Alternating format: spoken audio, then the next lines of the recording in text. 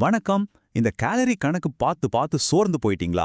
உங்க உடம்போடையே ஒரு சண்டை போட்டுட்டு இருக்கிற மாதிரி ஃபீல் பண்றீங்களா? அப்படின்னா நீங்க சரியான இடத்துக்கு தான் வந்திருக்கீங்க. இன்னைக்கு நாம இந்த கேலரி கணக்கை எல்லாம் தூக்கி போட்டுட்டு நம்ம உடம்ப ஒரு அழகான தோட்டமா எப்படி பார்க்கலாம், அதன் மூலமா உண்மையான நிரந்தரமான ஆரோக்கியத்தை எப்படி அடையலான்னு பார்க்க போறோம்.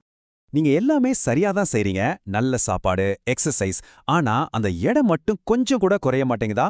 உங்களுக்கு வர்ற அந்த விரக்தியும் குழப்பமும் எனக்கு நல்லாவே புரியுது. ஆனா ஒன்னு தெரிஞ்சுக்கோங்க, நீங்க மட்டும் தனியா இல்ல. நிறைய பேர் சந்திக்கிற இந்த பிரச்சனைக்கு காரணம் என்னன்னா, நம்ம ஃபாலோ பண்ற டயட் முறைகள்ல இருக்கிற ஒரு பெரிய அடிப்படை தவறு தான். அதை தான் இன்னைக்கு நம்ம உடைக்க போறோம். இதுக்கெல்லாம் காரணம் நம்ம உடம்ப பார்க்கற விதம் தான்.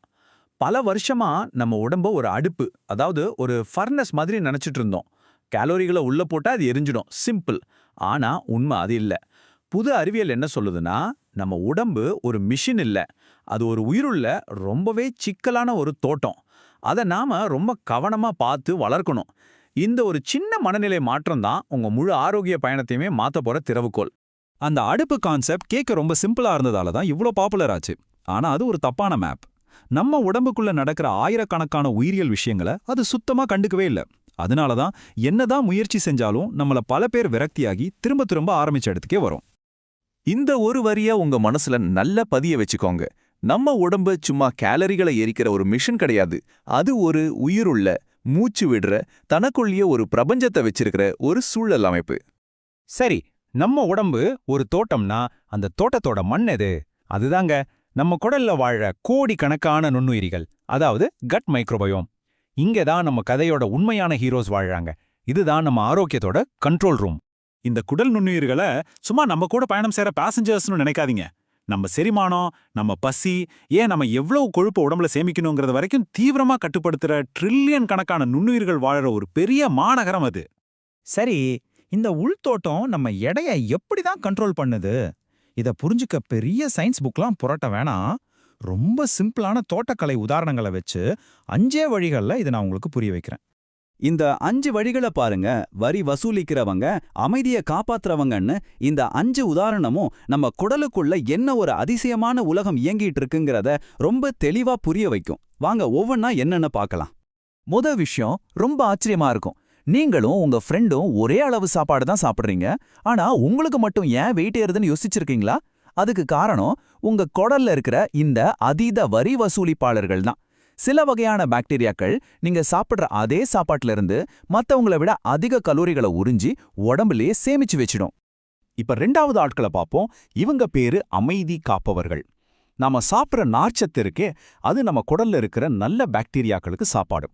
இந்த நல்ல பாக்டீரியாக்கள் அந்த நார்ச்சத்தை சாப்பிட்டுட்டு சில நல்ல ரசாயனங்களை உருவாக்கும். அதுதான் ஷார்ட் செயின் ஃபேட்டி ஆசிட்ஸ். இது நம்ம உடம்புல வீக்கத்தை குறைச்சு கொழுப்பு சேர்றதை தடுத்து ஒரு அமைதியான சூழலை உருவாக்கும். உங்க நுண்ணுயிரிகள் உங்க மூளையோட நேரடியா பேசும். உங்க குடல் ஆரோக்கியம் சரியில்லைன்னா கெட்ட பாக்டீரியாக்கள் உங்க மூளையோட கண்ட்ரோல் ரூமையே ஹேக் பண்ணிடும். வயிறு நிறைஞ்சிருச்சுன்னு போற சிக்னலை பிளாக் பண்ணிட்டு சர்க்கரை வேணும், ஜங்க் ஃபுட் வேணும்னு தொடர்ந்து மெசேஜ் அனுப்பிட்டே இருக்கும். இது உங்க மன உறுதி குறைவில்லை, இது நுண்ணுயிரிகளோட வேலை. நம்ம குடல் சுவரை ஒரு பாதுகாப்பு வேலி மாதிரி கற்பனை பண்ணிக்கோங்க. நம்ம சாப்பிட்ற தப்பான உணவுகள் அந்த வேலியில ஓட்டைகளை போடும். இந்த ஓட்டைகள் வழியா நச்சுக்கள் நம்ம ரத்தத்துல கலந்து உடம்பு முழுக்க வீக்கத்தை உண்டாக்கும். இந்த மாதிரி ஒரு தொடர்ச்சியான அவசர நிலையில நம்ம உடம்ப தன்னைத்தானே காப்பாத்திக்க கொழுப்பை சேமிக்க ஆரம்பிச்சிரும். 5வதா, நம்ம உடம்ப ஒரு ஹைபிரிட் கார் மாதிரி நினைச்சுக்கோங்க. அது பெட்ரோல்லையும் ஓடும், பேட்டரியிலையும் ஓடும். பெட்ரோலுங்கிறது கார்போஹைட்ரேட், பேட்டரிங்கிறது கொழுப்பு. குடல் ஆரோக்கியமா இருந்தா நம்ம உடம்பு தேவைக்கேத்த மாதிரி 2 எரிபொருளையும் மாத்தி மாத்தி பயன்படுத்தும். ஆனா குடல் சரியில்லைன்னா இந்த சிஸ்டம் உடைஞ்சிடும். நம்ம உடம்பு கொழுப்பை எரிக்கிற திறனே இருந்து எப்ப பார்த்தாலும் பெட்ரோல், அதாவது கார்போஹைட்ரேட் கேட்டுட்டே இருக்கும். சரி, இவ்ளோ பிரச்சனைகளை பார்த்தாச்சு. இப்போ ஒரு நல்ல செய்திக்கு வருவோம். இதுக்கெல்லாம் தீர்வு இல்லையானா கண்டிப்பா இருக்கு. உங்க உள்தோட்டத்தை மறுபடியும் எப்படி செழிப்பா மாத்துறதுன்னு ஒரு தெளிவான சிம்பிளான பிளானை இப்ப பார்க்கலாம். இதுக்கான தீர்வு தான் இந்த 5 அடுக்கு மாடல். ஆகார, விஹார, ஆச்சார, விசார மற்றும் சஞ்சார. ஒரு ஆரோக்கியமான சூழலை உருவாக்க இந்த 5 விஷயமும் ஒன்னா சேர்ந்து வேலை செய்யணும். இது வெறும் டயட் இல்ல, இது ஒரு முழுமையான வாழ்க்கை முறை மாற்றம். அப்படின்னா என்ன? ஆஹாரா, அதாவது நீங்க என்ன சாப்பிடுறீங்க. விஹாரா, எப்போ சாப்பிடுறீங்க. ஆச்சாரா, எப்படி சாப்பிடுறீங்க. அவசரமா அள்ளி போடாம ரசிச்சு மெதுவா. விசாரா, உங்க மன அழுத்தம், உங்க எண்ணங்கள். கடைசியா சஞ்சாரா, உங்கள சுத்தி இருக்கிற சூழல், இந்த 5ம் ஒன்னா சேர்ந்தா உங்க தோட்டம் செழிப்பா வளரும். ஆக இங்க ரொம்ப முக்கியமான விஷயம் இதுதான். நாம நம்ம உடம்போட சண்டை போடுறத நிறுத்திட்டு அதோட ஒத்துழைக்க ஆரம்பிக்கணும். ஒரு தோட்டக்காரர் தன் தோட்டத்தோட சண்டை போட மாட்டார் இல்லையா? அத அன்பா பராமரிப்பார். அதே மாதிரி தான் நாமளும் நம்ம உடம்ப பார்த்துக்கணும். இந்த அட்டவணை ரெண்டுக்குமான வித்தியாசத்தை தெளிவா காட்டுது. பழைய டயட்லாம் கடல்ல தெரியிற பனிப்பாறையோட நுனிய மாதிரி சும்மா கேலோரிகளை மட்டும் பாக்குது. ஆனா இந்த தோட்டக்கலை அணுகுமுறை தண்ணிக்கு அடியில இருக்கிற மூல காரணத்தையே சரி பண்ணுது. அதாவது உங்க குடல் ஆரோக்கியத்தையும் வளர்ச்சிதை மாற்றத்தையும். இது தற்காலிகமான தீர்வு இல்ல, நிரந்தரமான ஆரோக்கியத்துக்கான பாதை. நாம புரிஞ்சுக்க வேண்டியது என்னன்னா, உடல் பருமன்கிறது வெறும் கொழுப்பு சம்பந்தப்பட்ட பிரச்சனை கிடையாது. இது நம்ம நுண்ணுயிரிகள், நம்ம வளர்ச்சிதை மாற்றம், நம்ம ஒட்டுமொத்த வாழ்க்கை முறை சம்பந்தப்பட்ட ஒரு சிக்கலான பிரச்சனை. இதுதான் இன்னைக்கு நீங்க எடுத்துட்டு போக வேண்டிய மிக முக்கியமான செய்தி. உங்க உடம்ப ஒரு எதிரியா பார்க்காதீங்க. அத உங்க ஆரோக்கிய பயணத்துல ஒரு பார்ட்னரா பாருங்க.